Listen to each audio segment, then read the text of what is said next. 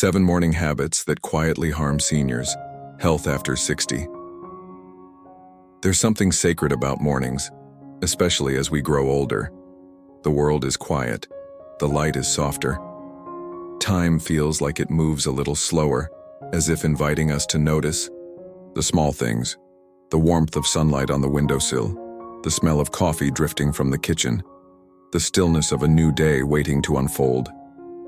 But inside this quiet moment, there are also choices being made, sometimes without a second thought, that shape not just how we feel for the next few hours, but how our bodies age, how our minds stay sharp, and how our hearts stay steady. By the time we reach 60, the rules change. What we could once do without thinking, skipping breakfast, rushing out the door, chugging coffee on an empty stomach, can quietly take a toll we didn't notice at 30 or 40. Our joints, our digestion, our balance, even our mood, they all respond differently now. They ask for more kindness, more awareness, more care. And mornings? Mornings are where it all begins. Not just the day, but the tone of our entire life. This video isn't here to scare you. It's not about fear. It's about reclaiming your power, starting with the very first hour after you wake up. Because that hour, it's yours. And what you do with it can either set your body up to thrive or quietly push it into discomfort and decline without you even realizing it. The truth is, some of the most common morning habits seem harmless, normal even, but over time they can affect your hydration, your energy, your metabolism, your balance, and even your heart health.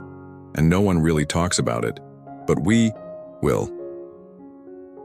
We're going to walk through 7 morning habits that many seniors have developed over the years.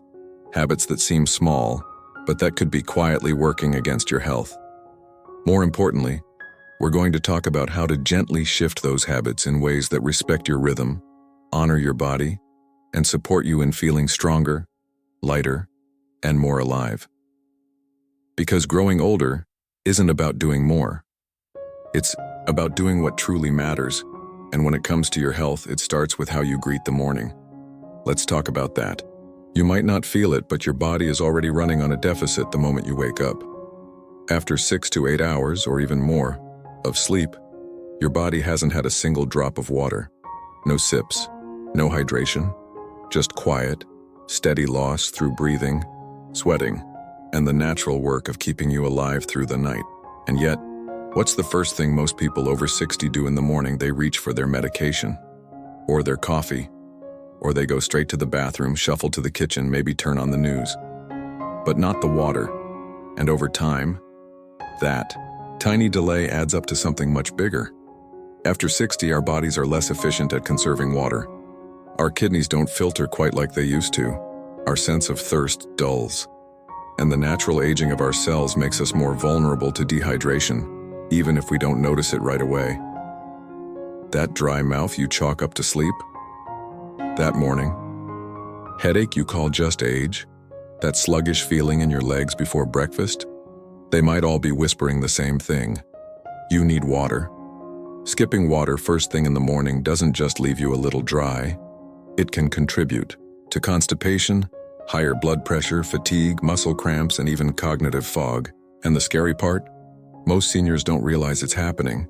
They're told to drink water with meals or after their meds or when they feel thirsty. But by then, the damage is already starting.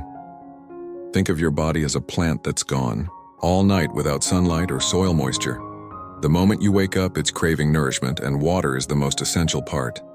Even a single glass can help wake up your internal organs, flush out the waste your body worked all night to process, and jumpstart your digestion, circulation, and brain function.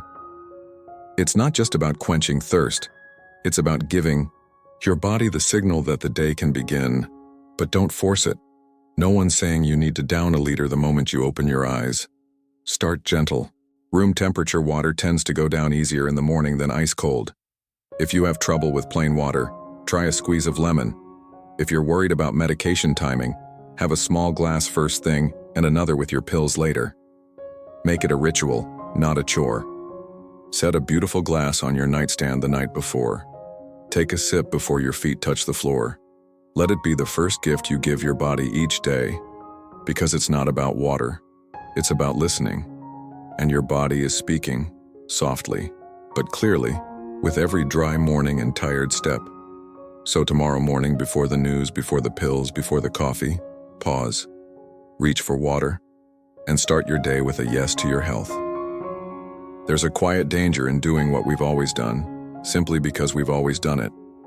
For many of us, getting out of bed is automatic. The alarm goes off, or maybe our internal clock wakes us, and without a second thought, we swing our legs over the side, stand up, and start moving. It's a habit we formed decades ago, back when our bodies were quicker to respond, more forgiving, more stable. But past 60, that quick, automatic movement can be quietly working against you. Our bodies change with age. During the night, as we sleep still for hours, our muscles tighten, our joints stiffen, blood pressure lowers, fluids in the spine settle, and our sense of balance, already beginning to decline with age, takes a moment to wake up. So when we rush out of bed without giving our body a moment to transition, we're doing more than just skipping a stretch. We're risking a fall, a dizzy spell, a painful strain, or even a serious injury that could take weeks or months to recover from. You might have felt it already. That wobble when you stand up too fast. That brief lightheadedness when you walk straight from bed to bathroom. That tug in your lower back when you reach down too quickly. These aren't signs of weakness, they're signals your body is asking for more time, more care, more gentleness. And the solution isn't complicated. It doesn't require a yoga mat or a complicated routine. It starts with just one thing. Pause.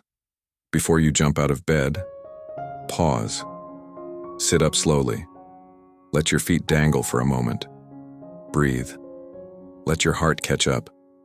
Let your blood flow redistribute. Then, before you stand, do a few gentle stretches.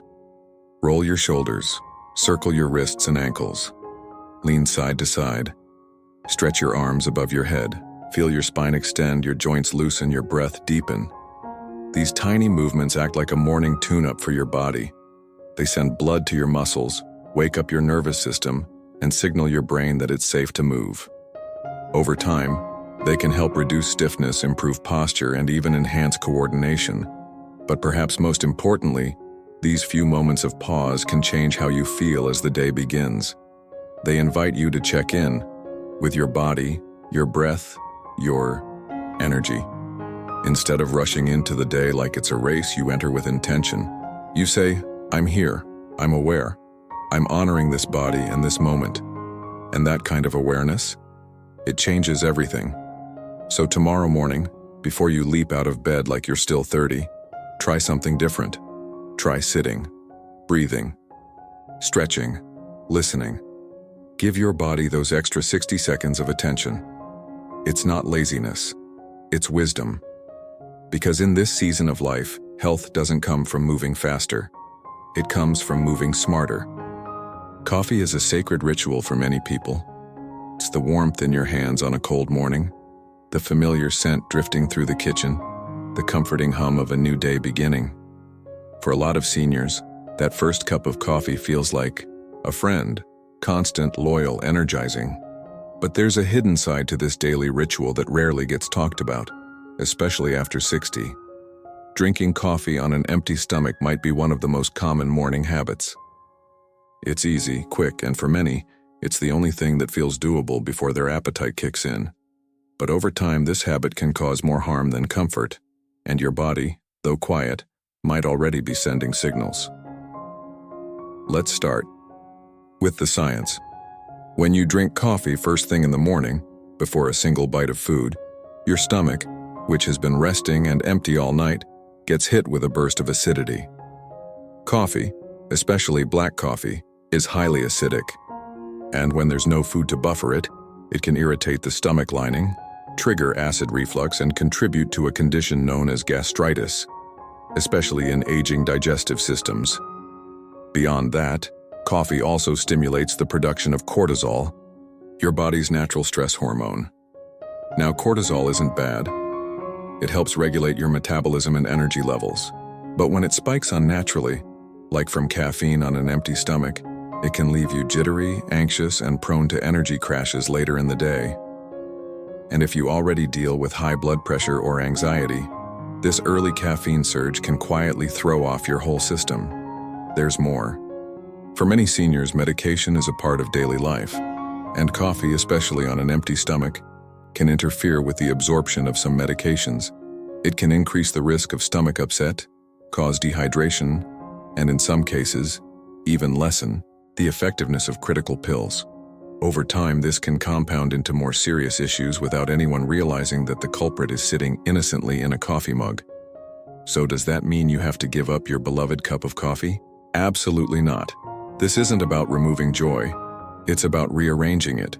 Instead of reaching for coffee first, try starting with a small glass of water. Give your body that foundational hydration it needs after a night's rest.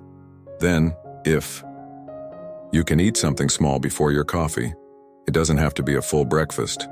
A banana, a slice of whole grain toast, a boiled egg, a few almonds, just enough to cushion your stomach and give your digestion a head start. If you take medication in the morning, check with your doctor about how it interacts with caffeine. Some pills are better taken away from coffee entirely, while others might be okay with food. And consider how you're drinking your coffee. Adding a splash of milk or a non-acidic alternative can help reduce irritation. Choosing a low-acid coffee blend might make a difference.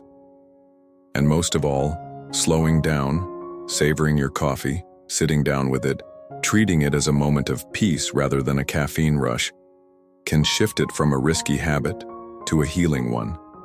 Your body deserves that care. Because after 60, your health is no longer about quick fixes. It's about the long, quiet choices you make each day, the ones that either nurture your body or quietly wear it down. And how you drink your coffee can say more about how you treat yourself than you think. So keep your ritual, keep your warmth. But do it with a little more kindness and a little more food in your belly. Your stomach and your heart will thank you. Mornings can be a blur. The body is waking up, the mind is still catching up, and the familiar clink of a pill bottle reminds you of another daily ritual. For many seniors, taking medication first thing in the morning is second nature, a routine etched into decades of habit. But what happens before and after you swallow that pill matters far more than most people realize. Taking medication on an empty stomach or without water may seem harmless. After all, you've probably done it countless times. But as the body ages, its ability to tolerate and absorb certain substances begins to shift. What once felt fine can suddenly lead to nausea, stomach cramps, dizziness, or worse, without any clear cause. And the culprit? Often it's not the medication itself.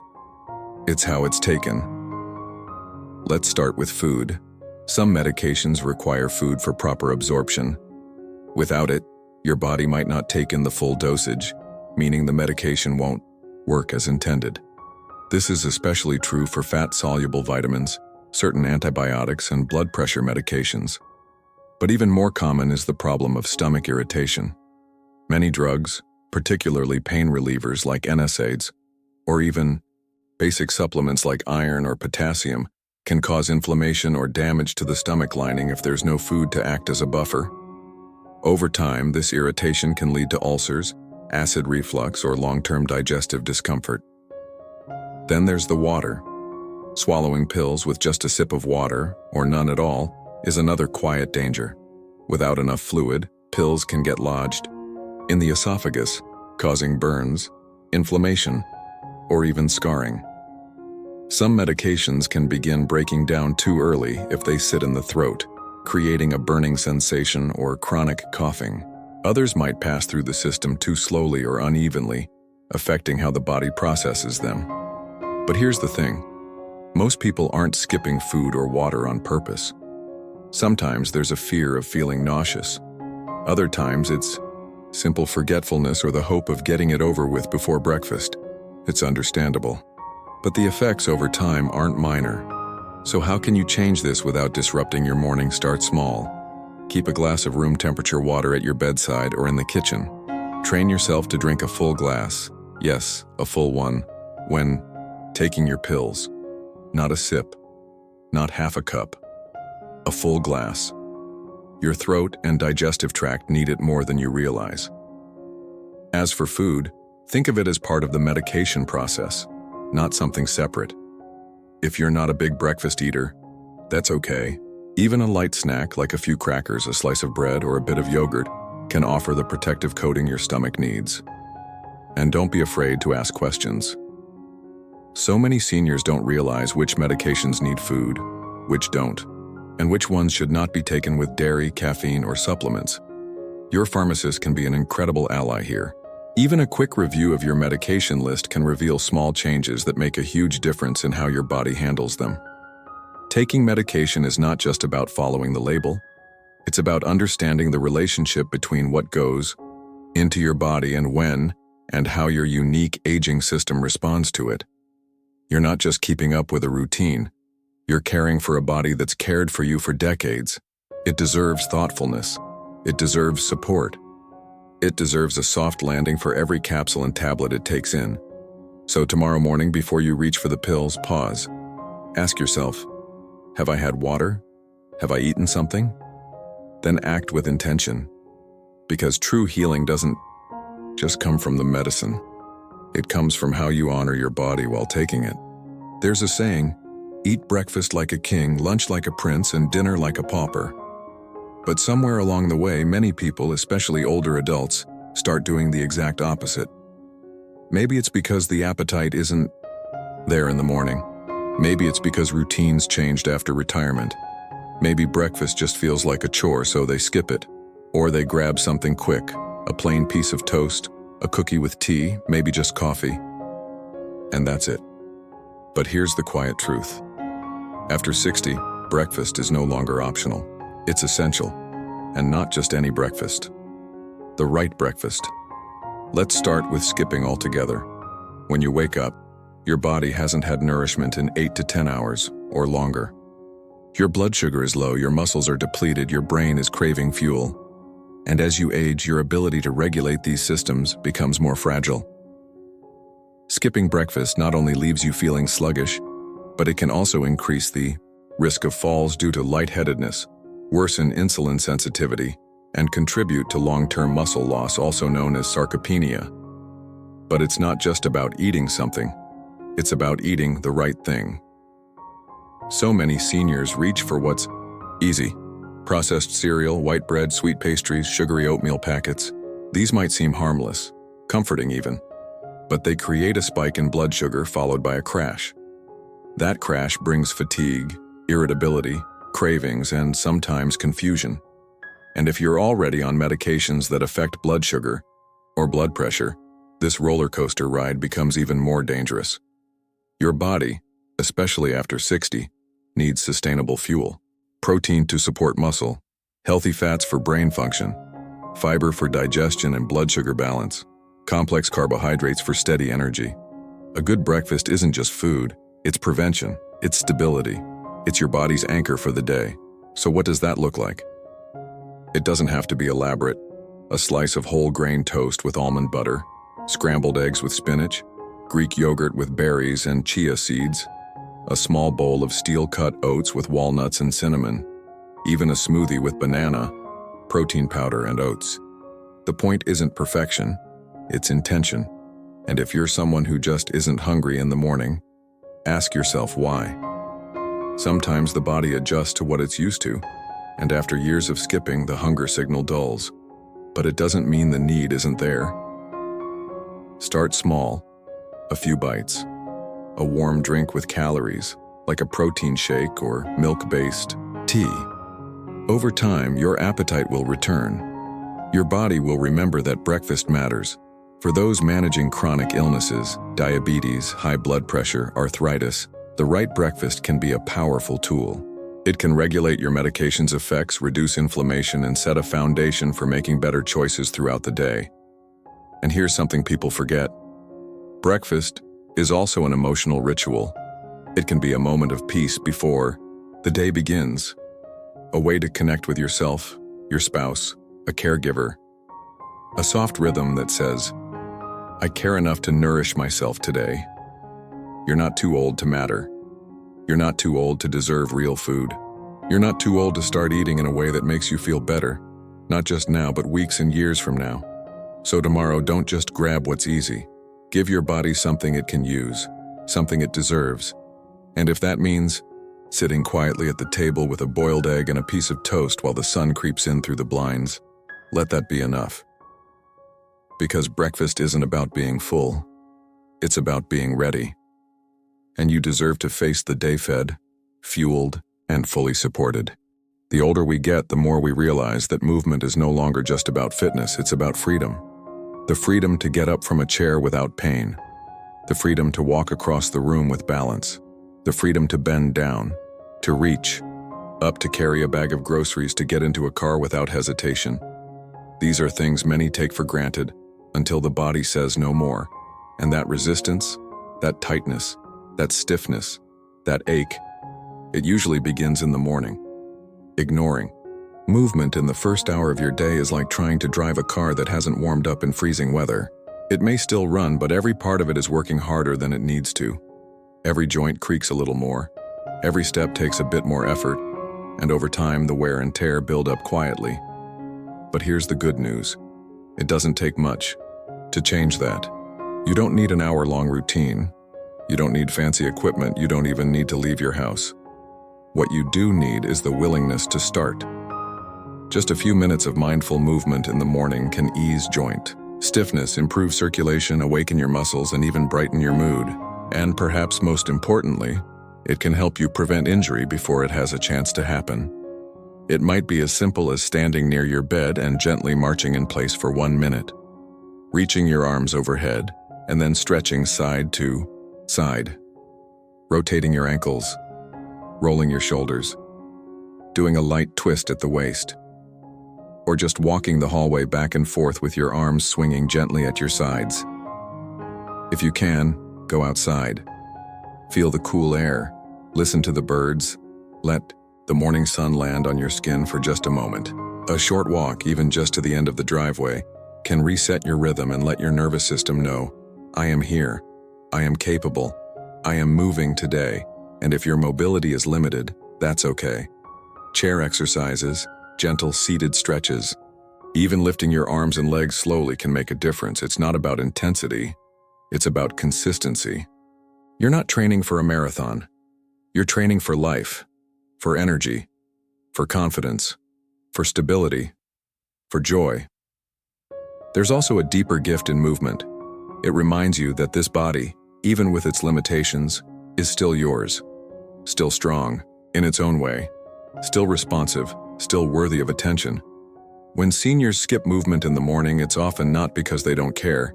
It's because no one ever taught them why it matters, or how to begin. So they go about the day, feeling tight, tired, disconnected, and the cycle continues. But the body responds to love, and movement is one of the clearest ways to express it. So tomorrow morning, move, even if it's just a little, even if it's slow, even if it's imperfect, because your body is listening. And when you treat it with care, it often surprises you with what it's still capable of. And that quiet power, one gentle stretch at a time, can change not just your day, but your future. There's a kind of silence that heals, a morning hush filled with peace, birdsong, and slow breathing. And then there's another kind of silence, the kind that creeps in quietly, fills the room like fog, and presses on the chest like a weight. For many seniors living alone or even with others but feeling emotionally distant, this kind of silence becomes the default way to start the day. No hello, no conversation, no laughter. Just the sound of a clock ticking, the rustle of papers, or the low murmur of the morning news. And often, without even realizing it, the thoughts begin to spiral. I'm tired again. My body hurts. I miss the days when mornings felt different. No one's called. No one needs me today. Negativity, when it's the first thing you feed your mind, becomes the lens through which the rest of the day is seen. And over time, it doesn't just affect mood. It affects memory, immunity, blood pressure, sleep, even longevity. Science is catching up to what our hearts have always known. Emotional health is physical health. After 60, it's easy to believe the best years are behind you. that there's nothing new waiting for you in the day ahead, that mornings are simply routines to endure. But that belief, that quiet sadness, it's not the truth. It's the echo of habits that need healing, starting your day in silence, or negativity is like stepping into a dimly lit room and choosing to sit in the darkest corner. But what if you cracked open a window instead? What if you reached for something, not just out of habit, but out of hope? It doesn't have to be loud. It doesn't have to be complicated. It just has to be intentional. Turn on music, soft piano, gospel, jazz, or the songs that carried you through younger years. Music has the power to shift brain chemistry, calm anxiety, and lift even the heaviest spirit. Open a notebook. Write a single sentence, not a list of complaints, a memory, a gratitude, a wish. Say something kind out loud, even if no one hears it. I'm grateful for this day. I still have purpose. I'm still here. Call someone, a neighbor, a friend, a child, a sibling. Leave a message if you must. The sound of your own voice connecting to someone else breaks the spell of silence. Faster than anything, read something uplifting, a verse, a quote, a poem that reminds you of who you are. And if your morning ritual includes watching the news, be mindful. Start after you've centered yourself, not before, because the news is rarely designed to soothe your spirit, and you deserve more than a jolt of fear and urgency the moment you open your eyes. You have more control over your emotional landscape than you may think. It's not about pretending everything is fine. It's about choosing how you enter the day, with curiosity instead of defeat, with presence instead of autopilot. Your thoughts are not background noise. They're the very soil in which your day will grow. So tomorrow, before the loneliness settles in, before the memories take over, before the weight of the world lands on your shoulders again, choose one small act of light. Let your voice be heard. Even if it's just a whisper to yourself, I'm still becoming. I still matter. Because you do. And your mornings, like your life, deserve to begin with gentleness, with purpose and with love. It's easy to believe that big change comes from big moments, dramatic resolutions, bold decisions, sweeping shifts. But more often, real transformation starts quietly, in the small and tender places. In the first hour of your morning, in the way you treat your body after it's carried you through the night, in the way you speak to yourself before the world speaks to you. That's what these habits are really about. Not blame, not guilt, not a list of all the ways you're doing it wrong, but awareness, compassion, grace. The truth is, no one taught most of us how to age well. We were taught how to work hard, how to take care of others, how to keep going no matter what. But we were never really taught how to listen to our bodies, how to pause, how to let softness replace striving. Now, in this chapter of life, you're being invited to something different. Not to push harder, but to tune in more gently, to notice, to care, to ask yourself, does this habit still serve me? And if the answer is no, then change it, not with shame, but with kindness. You don't need to fix everything at once. You don't need to become a whole new person by next week. You only need to start with one small shift. Drink water before the coffee. Stretch before you stand. Eat something nourishing instead of skipping breakfast. Speak love to yourself before you let the silence grow too loud. Start there. Let each morning become a quiet promise to yourself, not to live forever, but to live fully. To choose presence. To choose strength. To choose health in its most honest, most human form, because aging isn't about decline, it's about unfolding, becoming, honoring everything you've survived, and everything you still have yet to experience. So tomorrow morning, when your eyes open and the light filters in, remember, you're not just waking up to another day, you're waking up to another chance, another breath, another beginning. And that is something truly worth cherishing.